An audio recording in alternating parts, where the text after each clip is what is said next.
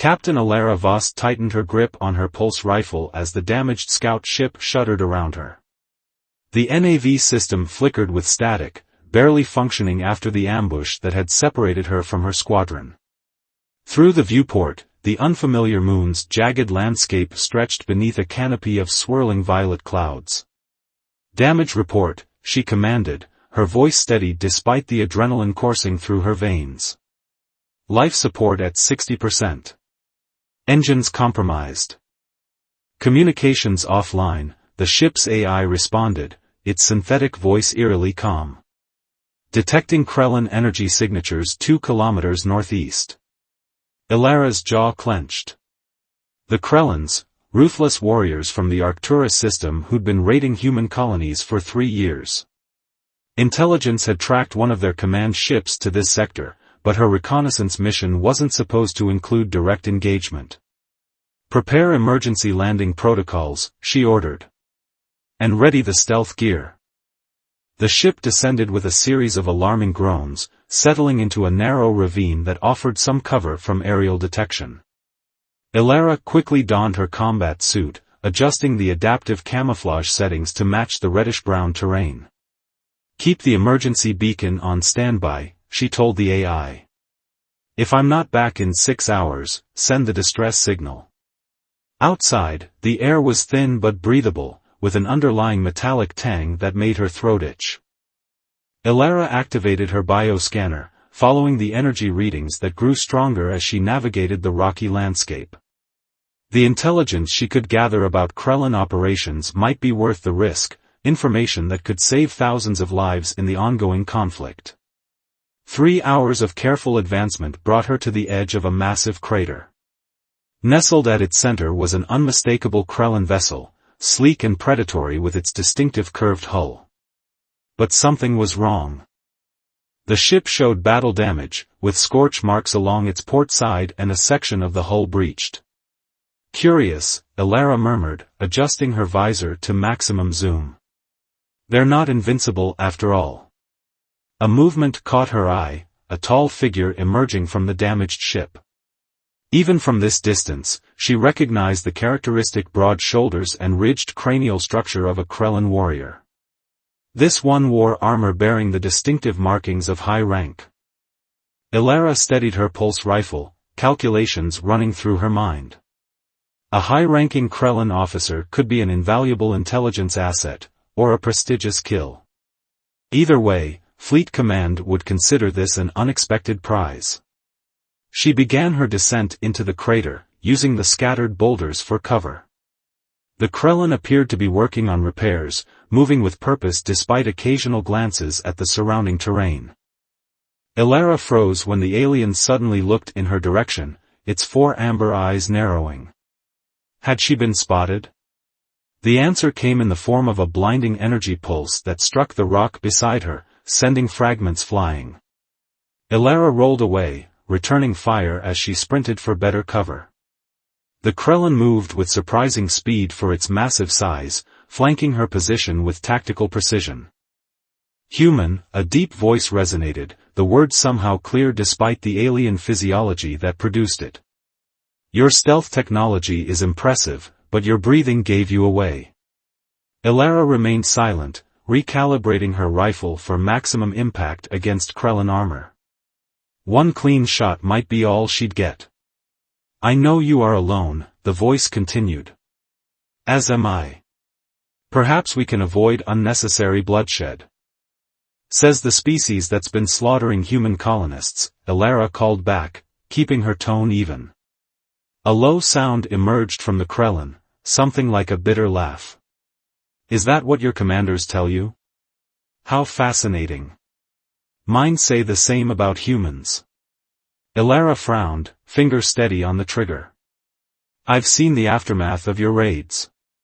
And I have buried my kin after yours," the Krellin replied. "I am Commander Thraker of the 6th Fleet." "And you are?" "Captain Ilara Voss, Earth Alliance Forces," she answered after a moment's hesitation. "Why are we talking instead of fighting, Commander?" Thraker emerged from behind a jagged rock formation, towering at nearly 7 feet tall. His armor bore the scars of many battles, and one of his 4 eyes was clouded, likely from an old injury. "Because I have discovered something troubling about this conflict," he said, lowering his weapon slightly. "Something that suggests both our species are being manipulated." Elara kept her rifle aimed at his chest. "Convenient claim when you're stranded and outnumbered." Thraker's upper eye ridges rose in what might have been amusement.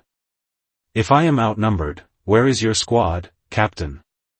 I suspect your ship is as damaged as mine." Before she could respond, both their attention snapped to the sky as a piercing wail cut through the air. A craft unlike any Elara had seen before streaked across the violet clouds, neither human nor Krellan in design. "They're coming," Thraker growled, suddenly alert. "We have very little time." "Who's coming?" Elara demanded. Thraker's 4 eyes fixed on her with unsettling intensity. "The real enemy. The ones who benefit from humans and Krellans destroying each other." He extended a 3-fingered hand. "Temporary truce, Captain Voss. Or shall we die separately, giving them exactly what they want?" Elara hesitated, years of training and propaganda warring with her instincts. But something in the alien commander's stance, a soldier's weariness she recognized all too well, made her pause. The strange craft circled back, weapon systems visibly charging. She made her decision. The strange craft's weapons discharged, blasting a crater mere meters from where Elara and Thraker stood. Without further hesitation, Elara grabbed the Krellan commander's extended hand, his leathery skin rough against hers. "This way," Thraker growled, pulling her toward a narrow fissure in the crater wall. "The mineral composition will interfere with their sensors." They sprinted across open ground, energy blasts raining down around them. Elara felt the heat of a near-miss sear across her back. The fissure was barely wide enough for Thraker's broad frame, but he squeezed through with practiced ease, pulling Elara after him. Inside, the passage twisted downward, illuminated only by the dim glow of Thraker's armor insignia and Elara's tactical visor. The sounds of weapons fired gradually faded, replaced by their heavy breathing and the occasional trickle of disturbed rocks. "You've been here before," Elara observed, keeping her distance as the passage widened into a small chamber. Thraker's 4 eyes blinked in sequence, a Krellan expression she couldn't decipher. "3 rotations ago.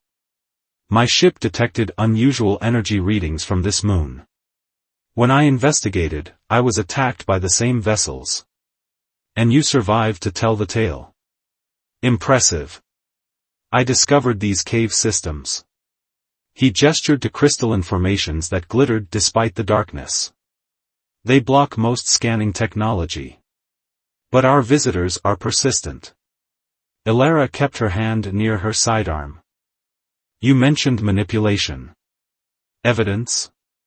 Thraker reached into a compartment in his armor and withdrew a small data cylinder.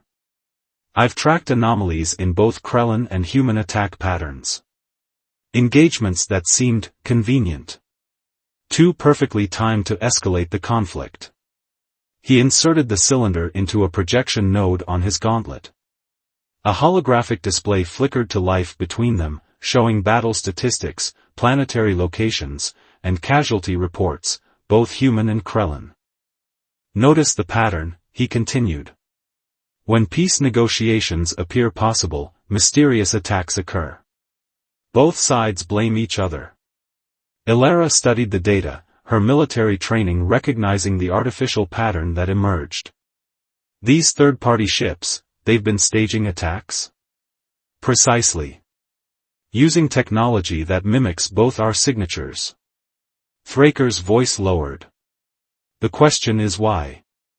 A distant rumble interrupted them, dust trickling from the chamber ceiling. Their pursuers hadn't given up. "We need better shelter and a communication system," Elara said, making a quick decision. "My scout ship is damaged but the emergency systems might still function." Thraker nodded. 2 kilometers southwest, correct? I detected the crash signature." Elara tensed. You tracked my landing? Just as you tracked mine, Captain. There was that same almost amused expression again. Shall we continue this mutual distrust while being hunted, or focus on survival? Despite herself, Elara felt a reluctant smile tug at her lips. Lead the way, Commander. They navigated the underground network for hours, emerging only when Thraker's sensors indicated their pursuers had moved to a different search grid. The violet sky had darkened to deep indigo, twin moons casting enough light to navigate by. Your species evolved on a world with a single moon, Thraker remarked as they crossed a rocky plateau. The tidal influences on Krellin development produced our multiple eye structure, better to track complex wave patterns. Elara glanced at him, surprised by the conversational turn. Earth's oceans shaped human development too. Though we settled for just 2 eyes. Inferior design, Thraker said, but the rumbling undertone suggested he was making what passed for a joke in Krellin culture. They reached Elara's scout ship shortly before dawn. The vessel listed to one side, its hull integrity compromised but main cabin intact. Elara accessed the emergency hatch, motioning Thraker inside. Tight quarters for your frame, she noted as he ducked to enter. I've endured worse discomforts. He studied the human technology with undisguised interest. Your propulsion systems are primitive but surprisingly elegant. Elara activated the backup power, bringing essential systems online. Save the backhanded compliments. Help me boost the communication array. They worked side by side, an unlikely pair of enemies turned reluctant allies. Thraker's knowledge of quantum field manipulation proved unexpectedly useful in reconfiguring the damaged systems. Occasionally their hands would brush, causing a momentary tensing on both sides, muscle memory of species trained to kill each other. There, Elara said finally, as the communication panel flickered to life. Now we can. The message waiting in the emergency buffer silenced her. New orders from Earth Alliance Command. All units engage maximum force against Krellin targets. No prisoners. No exceptions. Suspected biological weapon deployment imminent. Elara's eyes met Thraker's. He had seen the message too. Biological weapons, he rumbled, his posture stiffening. My people would never. His own communication device activated, cutting him off. Krellin text scrolled across its surface. Elara couldn't read it, but Thraker's reaction, a guttural sound of disbelief, told her enough. Let me guess, she said quietly. Your command is claiming humans are deploying biological weapons. Thraker's 4 eyes fixed on her with burning intensity. This is the escalation I predicted. Someone wants no survivors in this war. The air between them crackled with tension. Years of conditioning told Elara to eliminate the enemy commander standing before her, a perfect opportunity to strike a blow for humanity. Yet the evidence suggested they were both pawns in a larger game. I have a decision to make, Elara said, her hand moving to her weapon. Thraker made no move to defend himself. As do I, Captain Voss. But consider this. If either of us follows these suspicious orders, we may ensure the extinction of both our species. Outside, the distinctive hum of the unknown craft echoed across the landscape, growing closer. They're back, Elara whispered. Then we decide now, Thraker replied. Enemies or allies? Elara's fingers tightened around her weapon's grip, then deliberately relaxed. Allies, she said firmly. At least until we find out who's really pulling the strings. Thraker's expression shifted into what might have been a Krellin smile. A wise tactical decision, Captain. He extended his hand again, this time in a deliberate mimicry of the human gesture. Now, shall we hunt the true enemy together? Elara clasped his massive hand, sealing their uneasy alliance as the shadow of the alien craft passed overhead. Down! Thraker's massive arm pushed Elara into the shadow of a rock formation as the patrol vessel passed overhead. They had been moving under cover of darkness for 3 days, evading both the mysterious third-party craft and the occasional Krellan or human scout ships that ventured close to the moon's surface. After the vessel disappeared over the horizon, Elara rose, brushing dust from her combat suit. "We're still 2 days from the coordinates in your data. At this rate, every military unit in the sector will be here before we arrive." Thraker consulted the makeshift navigation device they had cobbled together from parts of both their ships. "The ionic storms in the northern hemisphere should provide adequate cover for the next phase of our journey." Elara nodded, though the prospect of walking straight into one of this moon's notorious storm systems wasn't appealing. Still, it was better than capture by either side.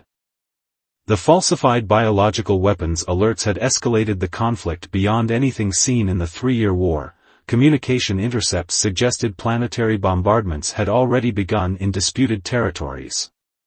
"You're thinking of your homeworld," Thraker observed, his gravelly voice softer than usual. Elara glanced at him, startled by his perception. In their days together, she had begun to read Krellan expressions better, the sequence of eye blinks, the subtle shifts in their ridged foreheads. Similarly, Thraker had become attuned to human micro-expressions. "My sister lives in the Proxima colony," she admitted. "It's close to the front line." Thraker made a low rumbling sound she had come to recognize as sympathy. "My breeding clan resides on our outer moon settlement.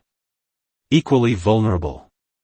He paused, for eyes scanning the horizon. "This shared concern for kin, it is not something our military leaders acknowledge in their propaganda." "Easier to kill monsters than people," Elara replied with a grim smile. "I was taught Krellans had no family structures, just breeding programs. And we were told humans abandoned their weak and consumed their young." Thraker's upper eye ridges rose in what she now knew was amusement. "Quite impractical, given your small litter sizes." A laugh escaped her, a strange sound in this desolate landscape.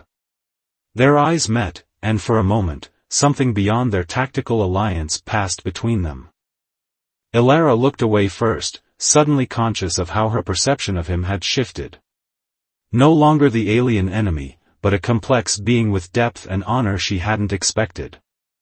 They resumed their journey as twin moons rose higher, casting long shadows across the barren terrain. The coordinates Thraker had identified pointed to a facility hidden in a mountain range, a place where unusual energy signatures matched those of the mysterious ships. If their theory was correct, they would find proof of who was manipulating both sides into mutual destruction. The ionic storm caught them halfway through a narrow pass, violent purple-white energy crackling overhead. They took shelter in a cave, the air charged with electricity that made Elara's hair stand on end and caused the ridge structures on Thraker's head to emit a faint bioluminescent glow. "A Krellan stress response," he explained, noticing her curious gaze. "Evolutionary advantage during thunderstorms on our homeworld." "It's beautiful," Elara said before she could stop herself. Thraker's secondary eyes blinked rapidly, embarrassment, she had learned. "We should rest while we can," he replied, changing the subject. "I will take first watch." Elara didn't argue, exhaustion overcoming her wariness. She settled against the cave wall, pulse rifle within easy reach. Just before sleep claimed her, she felt something heavy and warm drape over her, Thraker's outer armor layer, providing protection from the cave's chill. She dreamed of Earth's oceans, and strangely, of 4 amber eyes watching over her. Morning came with clearing skies and a renewed sense of purpose. The facility coordinates were less than a day's journey now. As they navigated increasingly treacherous terrain, Elara noticed Thraker growing more alert, his movements more deliberate. "You've been here before," she realized aloud. "Not just the moon, this specific region." Thraker was silent for several moments.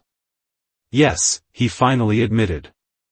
6 cycles ago, I led a special reconnaissance unit to investigate unusual readings. Only I returned." "What happened to your unit?" His jaw set in a way Elara now recognized as pain. Disintegrated by weapons unlike any I had seen. I reported the incident to High Command, but my findings were altered in official records. The deaths attributed to human forces. Elara processed this information. You began your own investigation. Yes. I discovered similar incidents in human military records, losses blamed on Krellans that didn't match our tactical patterns. They crested a ridge, and Thraker gestured for her to drop low. Below them, nestled in a valley that should have been empty according to both their species surveys, stood a gleaming facility of unfamiliar design. Dozens of the mysterious craft they had encountered were docked in formation. Elara used her visor's zoom capability to study the scene. Look at the insignia on those buildings, she whispered. I've seen that somewhere before. Thraker extended a data tablet. Corporate records from both our worlds. The symbol appears in subsidiaries of major weapons manufacturers, both human and Krellan. Elara stared in disbelief. You're saying corporations from both sides are working together? To perpetuate the war? War is profitable, Thraker rumbled. Peace is not. Before Elara could respond, her communication device crackled to life, a secure channel she hadn't expected to function this far from Earth Alliance space. Captain Voss. The voice belonged to Admiral Harrington, her direct superior. Your emergency beacon has been tracked. Extraction team en route to your coordinates. Her blood ran cold. They had disabled all tracking systems, or thought they had. Thraker tensed beside her. Your people found us. No, Elara whispered, realization dawning. They knew where we were all along. She turned to him urgently. We need to move. Now. Thraker's communication device activated simultaneously, Krellan commands barking from its speaker. His expression hardened. My extraction team also approaches. This is not coincidence. They looked down at the facility again, understanding crystallizing between them. They weren't discovering a conspiracy, they were being led into a trap, manipulated just as their nations had been. Someone wants us both here, Elara said. The human and Krellan who know too much, eliminated while our forces blame each other for the deaths. Thraker's 4 eyes met hers with fierce intensity. Then we must disappoint them, Captain Voss. How? We're surrounded, outnumbered, with 2 enemy forces closing in. 3, Thraker corrected, his mouth curving in what she now recognized as a warrior's smile. And therein lies our advantage. In chaos, new possibilities emerge. Elara felt her own lips curve in response, a plan forming between them without words needed. Commander Thraker, I believe it's time we introduced our 3 enemies to each other. As if punctuating her words, the distinctive roar of approaching spacecraft echoed across the valley, human and Krellan ships closing in from opposite directions, neither aware of the corporate facility or each other. Below, alarms began to sound as the facility's sensors detected the incoming forces. After you, Captain, Thraker gestured toward a narrow path that would lead them into the heart of the facility, and the evidence they needed. Elara took a deep breath, acutely aware that she was about to breach every protocol in Earth Alliance regulations. More disturbingly, she realized she trusted this alien warrior more than her own command structure. Together, she corrected, and they descended toward the truth, as 3 enemies converged around them. Alarms wailed throughout the facility as Elara and Thraker slipped through a maintenance entrance. The corporate security forces were scrambling to respond to the approaching military vessels, creating the perfect distraction. Inside, the architecture was a strange hybrid of human and Krellan design elements, confirming their suspicions about collaboration. Central data hub should be in the lower levels, Thraker whispered, his massive frame crouched uncomfortably in the human-sized corridor. Standard corporate layout. Elara nodded, checking her tactical scanner. Security patterns suggest 3 levels down. We have maybe 10 minutes before they realize they have intruders inside as well as out. They moved efficiently through the complex, years of military training evident in their synchronized movements. When they encountered a patrol of guards in unmarked uniforms, Thraker disabled them with precise strikes while Alara covered their approach. The ease with which they worked together surprised them both. Engineering background? Thraker asked as Alara bypassed a security panel with impressive speed.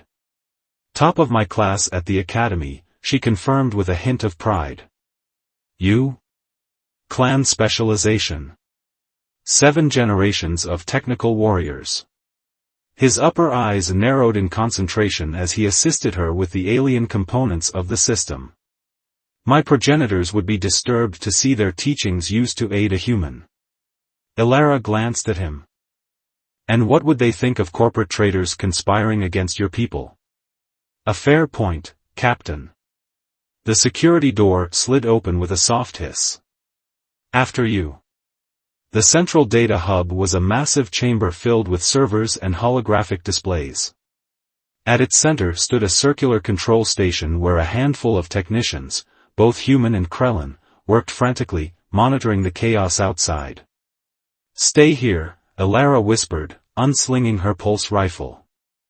Before Thraker could object, she stepped into the open, weapon raised. Everyone on the ground. Now. The technicians froze, expressions of shock on faces both alien and familiar. Thraker emerged behind her, his imposing presence adding weight to her command. The staff complied immediately, recognizing the military bearing of the intruders. Quantum encryption, Thraker growled, examining the main terminal. Beyond my breaking skills. Mine too, Alara admitted, securing the technicians with restraints from her tactical belt.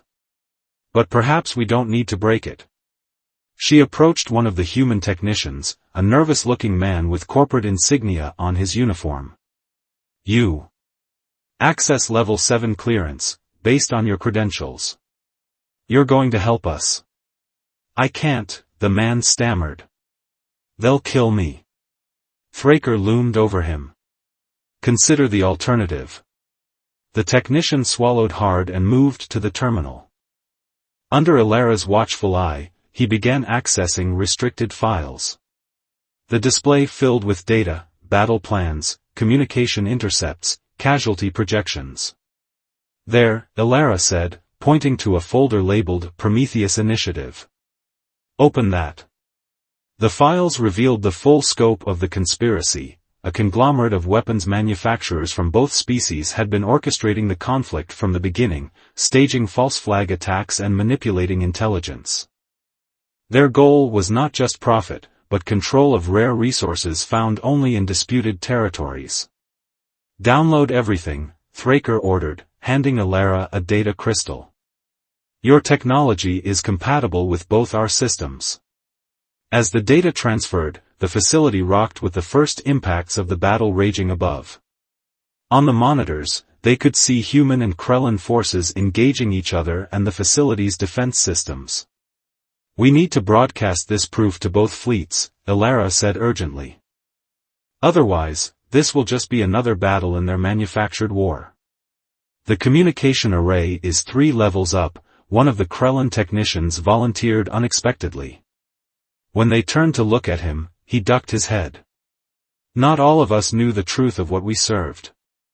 Thraker studied his countryman briefly, then nodded. Show us. They made their way upward through increasingly damaged sections of the facility. The battle had intensified, with sections of the complex now exposed to the moon's atmosphere. They had to navigate through smoke-filled corridors and past the bodies of security personnel caught in the crossfire.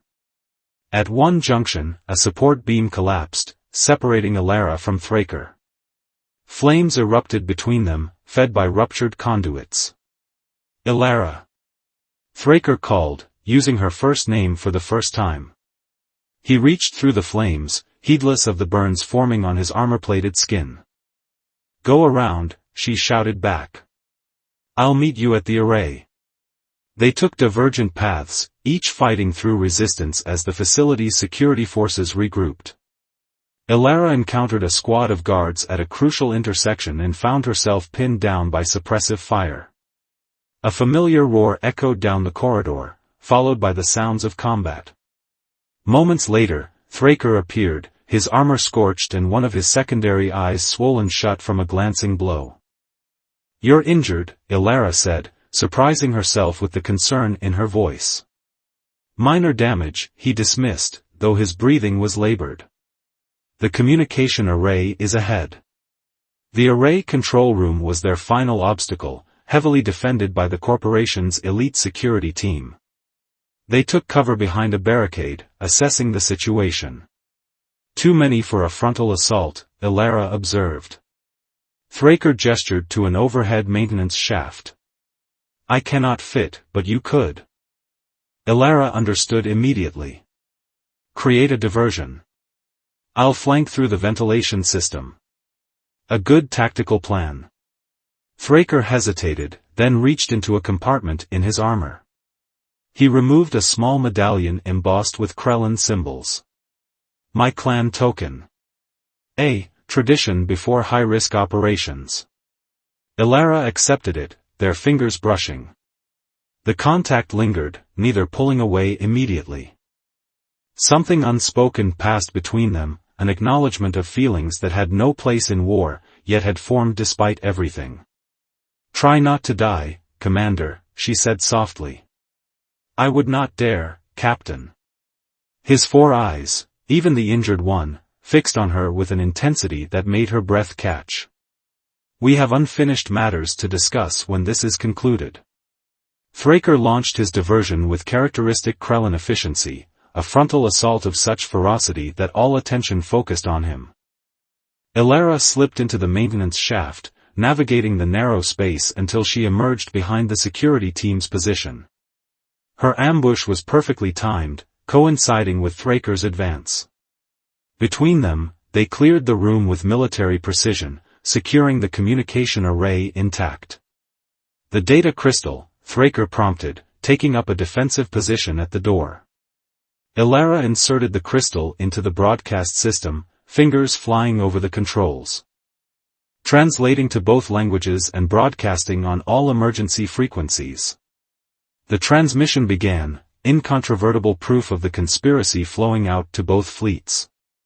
On the monitors, they could see the momentary hesitation in the battle as commanders received and processed the information. Will they believe it? Ilara wondered aloud. Before Thraker could answer, a new alarm sounded. The facility's central reactor had been damaged in the fighting, initiating an overload sequence. "They're scuttling the evidence," Thraker growled. "Typical corporate tactics." Ilara checked the system diagnostics. 5 minutes until critical failure. "We need to evacuate." The technician mentioned an executive escape shuttle in the East Wing, Thraker recalled. "Our best option." They moved through the disintegrating facility, the battle outside seeming to diminish as vessels from both sides began to withdraw, whether from the revelations or the imminent explosion was unclear. They reached the shuttle bay with less than 2 minutes to spare. A sleek corporate escape vessel waited, its systems already primed for departure. As they approached, a final squad of security forces emerged, led by a human in executive attire. "The architects themselves," Thraker snarled, recognizing the corporate insignia. "You've ruined years of profitable conflict," the executive said calmly, raising a weapon of unfamiliar design. "But this ends here. Your deaths will be attributed to each other's forces, as planned from the beginning." Ilara moved without thinking, throwing herself into Thraker as energy discharge from the weapon filled the air where they had stood. They tumbled behind a cargo container, the executive's shots following them. "Together?" Thraker asked, readying his remaining weapons. Ilara nodded, feeling the weight of the Krellin clan token against her chest. "Together." They emerged in perfect synchronization, each covering the other's advance. The security forces fell before their coordinated assault, but the executive managed to wound Thraker with a shot to his torso before Ilara's pulse rifle found its mark. The shuttle, Thraker gasped, green blood seeping between his fingers as he pressed them to his wound. 1 minute remaining. Ilara supported his massive frame as they stumbled toward the escape vessel. Inside, she guided him to the co-pilot seat and took the controls herself. The shuttle's engines roared to life as the facility began to break apart around them. They cleared the bay seconds before the first major explosion. Ilara piloted with desperate skill, navigating through debris and lingering weapons fire from vessels that hadn't received or believed their broadcast. As they reached safe distance, the facility detonated in a spectacular chain reaction. The shockwave caught them, sending the shuttle tumbling through space before Ilara could stabilize their course. In the sudden quiet that followed, she turned to check on Thraker. His breathing was shallow, for eyes focused on her with diminishing strength. "Hold on," she urged, setting the autopilot and moving to examine his wound. "I've got medical supplies here." "Ilara," he said, his massive hand catching hers. "If this fails..." "It won't," she interrupted fiercely. "I didn't survive a conspiracy, a battle, and an explosion to lose you now." Thraker's mouth curved slightly. "Lose me?" An interesting choice of words for an enemy. Ilara met his gaze steadily. "I think we both know that's not what we are anymore." As she worked to stabilize his wound, emergency beacons activated on both their communication devices. The battle had indeed paused, and both fleets were attempting to contact their missing officers. The choice of who to respond to hung between them, a decision that would shape whatever came next. The corporate shuttle drifted in the neutral space between the human and Krellan fleets. On the main viewscreen, Ilara could see vessels from both sides maintaining distance, weapons powered but not targeting. The transmission of evidence had created an unprecedented moment of uncertainty in a war that had raged for 3 years. In the co-pilot seat, Thraker had stabilized after Ilara's emergency treatment. His natural Krellan regenerative abilities were beginning to address the worst of his injuries, though he remained weakened. "Both admiralties are demanding our return," Ilara said, reviewing the communications flooding their systems. "Mine is calling me a traitor. I imagine yours has similar sentiments." Thraker's upper eye ridges shifted in confirmation. The Krellan High Command seldom appreciates having its authority questioned. He studied the tactical display. "Neither side has acknowledged the evidence we transmitted." "Of course not," Ilara replied bitterly. Admitting they were manipulated would require admitting failure. A priority communication alert flashed on the console, Earth Alliance Command requesting direct contact. Moments later, a similar request came from the Krellan fleet. Ilara's fingers hovered over the controls. "We could run," she suggested quietly. "This shuttle has enough range to reach the neutral trading outposts in the Rigel sector." "And abandon our peoples to continued manipulation?" Thraker asked, though his tone held no judgment. Their eyes met, understanding passing between them. Whatever had developed between them, this connection neither had anticipated, would have to wait. Some duties transcended personal desires. Together, then, Ilara decided. "We'll speak to both commands simultaneously." She configured the communication system for dual transmission and accepted both calls. The view screen split to show Admiral Harrington's stern human features on one side and a Krellan war leader's ridged visage on the other. "Captain Voss," Harrington began, cold fury evident in his tone. "You are ordered to eliminate the Krellan commander and return to the fleet immediately." Commander Thraker, the Krellan leader growled. "Destroy the human and report for disciplinary proceedings." Ilara and Thraker exchanged a glance before she addressed both commanders. "With respect, we will do neither. You've received our transmission, the evidence that both our species have been manipulated into this conflict by corporate interests profiting from our mutual destruction." Unsubstantiated claims, Harrington dismissed. Irrelevant even if true, the Krellin leader added. The war exists now, regardless of how it began. Thraker leaned forward, his imposing presence commanding attention despite his injuries. War leader Korzak, you were once renowned for your strategic wisdom. Consider, our resources deplete while corporate wealth grows. Our warriors die while shareholders celebrate. Is this honorable combat or are we pawns in a game designed by cowards? A flicker of uncertainty crossed the Krellin leader's features. Ilara turned to her own commander. Admiral, Earth has lost 17 colonies and over 2 million citizens. For what?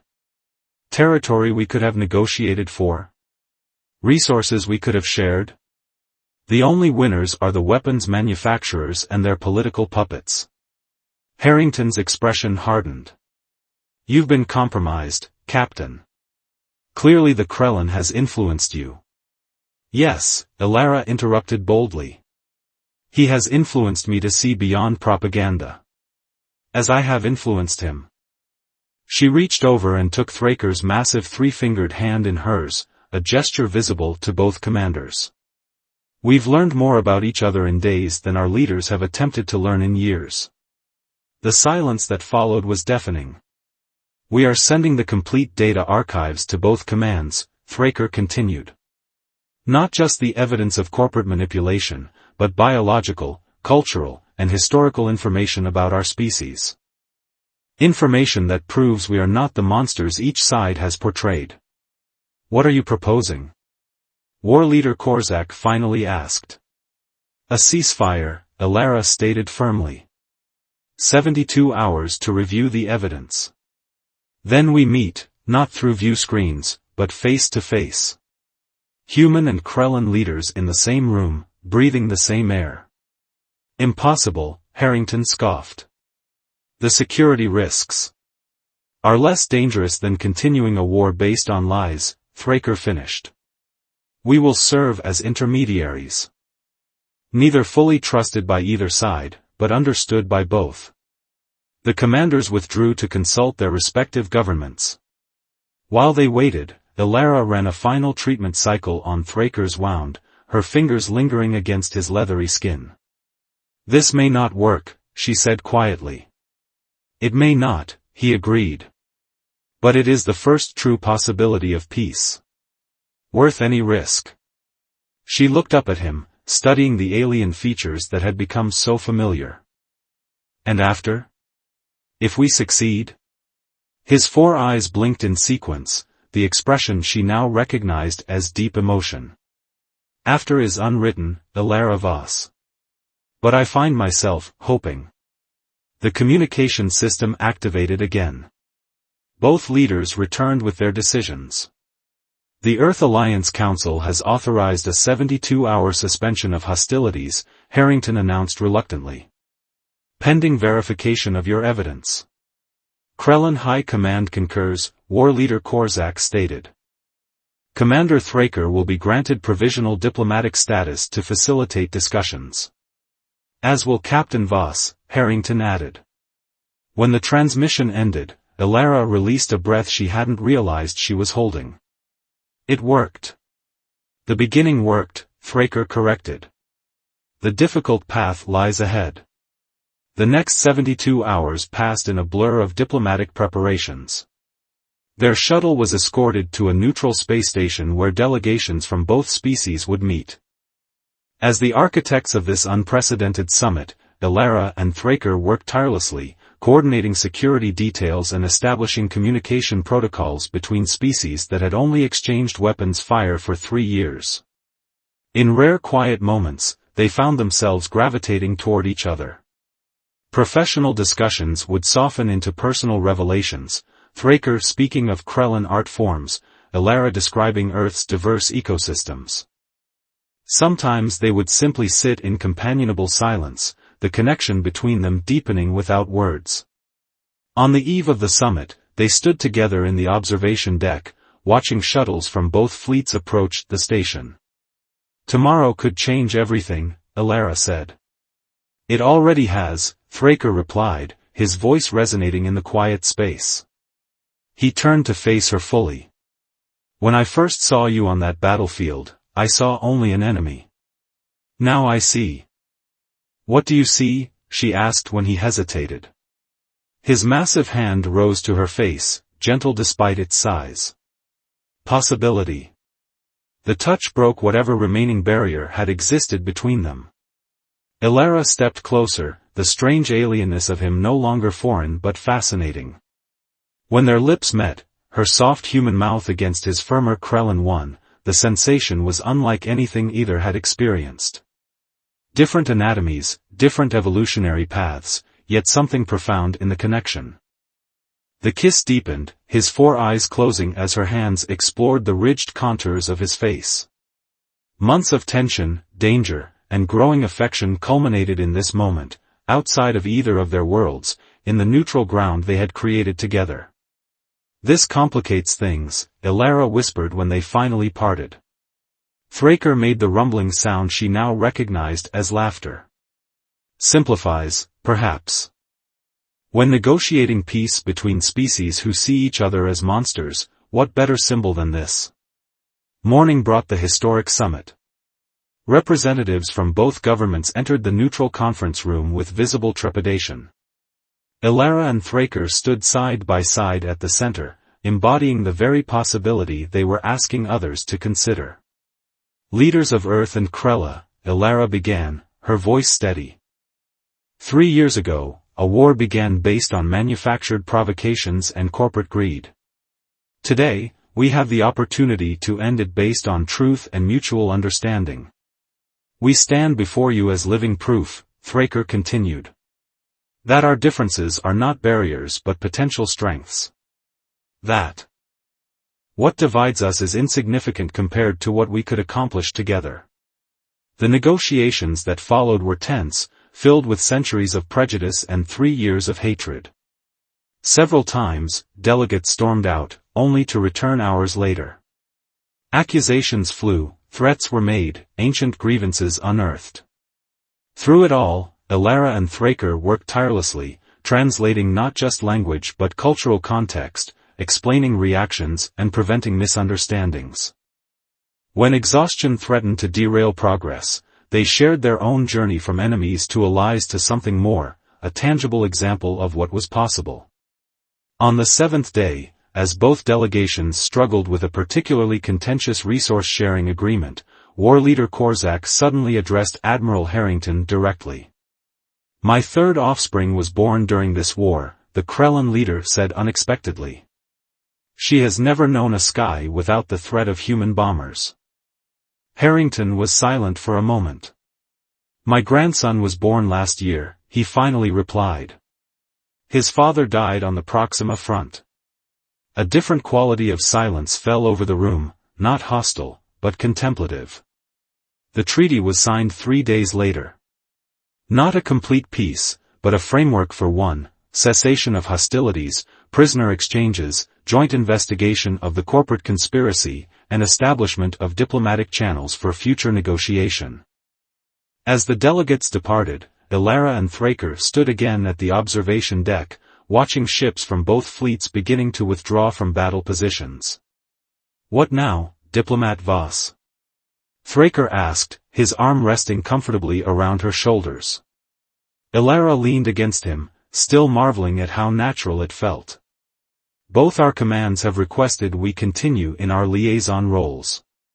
Apparently, we're uniquely qualified. An accurate assessment. His 4 eyes surveyed the stars thoughtfully. Though it means existing between worlds. Neither fully of Earth nor of Krella. Perhaps that's exactly where we need to be, Elara replied. Creating a space that belongs to both, and neither. Thraker's expression shifted into what she now recognized as his smile. A new territory, unclaimed by either species. Appropriate. Messages continued to arrive from both governments, appointments, assignments, diplomatic postings. They would review them later. For now, they stood together at the viewport, watching not the retreating warships but the distant stars. My father once told me that wars are ended by soldiers who choose to lay down their weapons, Ilara said quietly. I never understood until now. An wise observation, Thraker replied. My clan has a similar saying, peace is not the absence of conflict, but the presence of choice. She turned in his embrace, studying the alien face that had become beloved. And what do we choose, Commander Thraker? His 4 eyes, primary and secondary, focused on her with an intensity that still made her breath catch. Each other, Captain Voss. Against all logic and probability. Beyond the stars that should divide us. Their lips met again as the last warships disappeared from the view screen, leaving only the endless possibility of stars.